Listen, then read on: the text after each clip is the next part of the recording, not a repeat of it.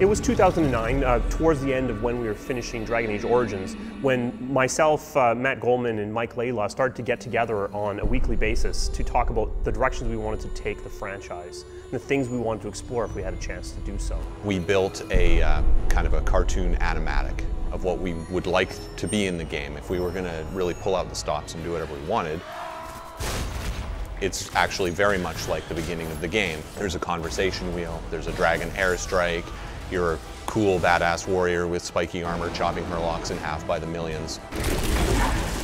It was exciting. It was like, wow, man, can we actually pull that off? Can we feel like the party works together to demolish foes rather than having their disparate abilities? So brainstorming with the core leads on Dragon Age is pretty exhilarating. I really love to lead him astray with crazy ideas. Every time we would talk, I'd start talking about how every piece of our art would involve Ulrich von Hawk, the lycanthrope character of our game, howling and like tasting his own blood. Anyways, it kind of got out of control after a while, so I had to drop it. But it was pretty fun while it lasted.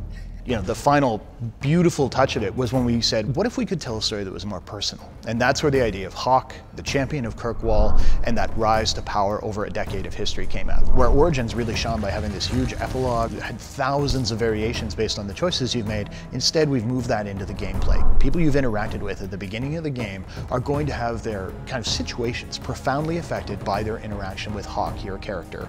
If getting the relic gets Castillon off your back, then I'll help you retrieve it.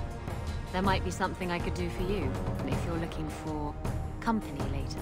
You re-interact with them, you see how that worked out. So we believe it may be our most reactive game to date.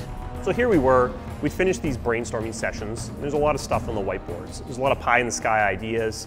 And then Dragon Age Origins came out, and it beat all of our expectations. Perfect scores, the VGA awards. We also had a bunch of meta reviews, comments coming in about Origins, and what really resonated for me was this resounding theme that Origins was an amazing story-based classical RPG, but that there were elements of it that seemed to be dragging. If you're telling a dark fantasy, you don't want combat to feel like you're playing a chess game with a friend.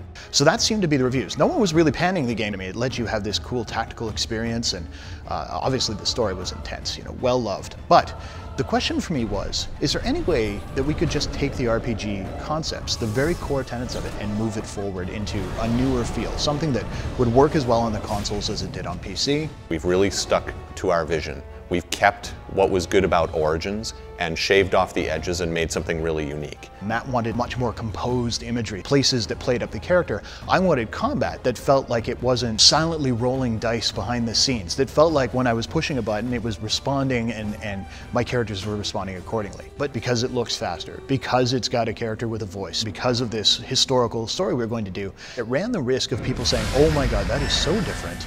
I'm not sure it's for me. And we knew that would be a potential problem. But at the same time, we also knew that the game we were designing was not one that would actually alienate them. So what we've been very open with is letting people go hands-on.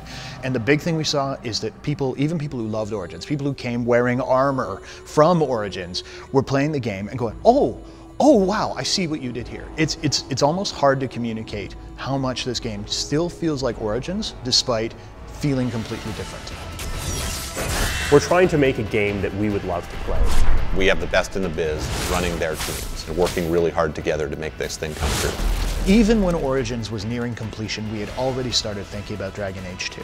We'd already begun sharpening that axe. So the moment they took the blinders off and said, okay, go, we knew exactly what we were making, we knew the exact vision we were trying to bring to the player.